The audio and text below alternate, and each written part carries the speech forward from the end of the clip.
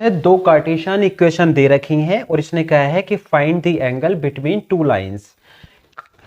Cartesian equation हमारे पास standard form क्या होती है उसकी, x minus x1 upon a1 is equal to y minus y1 upon b1 is equal to z minus z1 upon c1।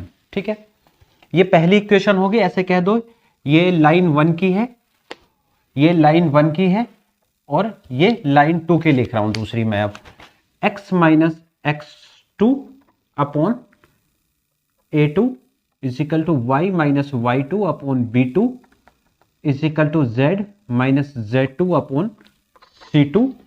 ये line 2 है। ठीक है, अब यहां से जो एंगल बिटवीन टू लाइंस का जो फॉर्मूला है वो होता है हमारे पास cos theta is equal to mod of a1 a2 plus b1 b2 plus c1 c2 upon square root a1 का स्क्वायर प्लस a2 का square, square root a1 square plus b1 square plus c1 square into square root a2 square plus b2 square plus c2 square. ठीक है, ये formula हमारे पास होता है।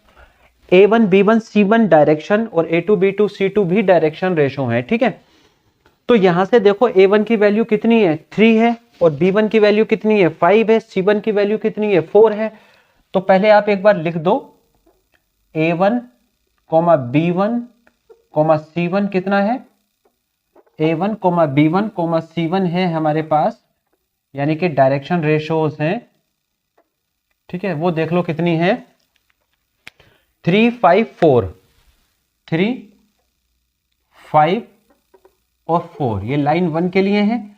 और उसके अलावा a2, b2 और c2, ये बताओ कितना है, a2 b2 c2 बताओ। a2 b2 c2 है 2, 3, 6, 2, 3, 6। ठीक है, अब ये हमारे पास डायरेक्शन रेशो आ गई। अब इस फॉर्मूले में ये सारी वैल्यू पुट कर दो तो cos थीटा, बस फॉर्मूले आपको इसके याद होने चाहिए, सबसे आसान चैप्टर है ये।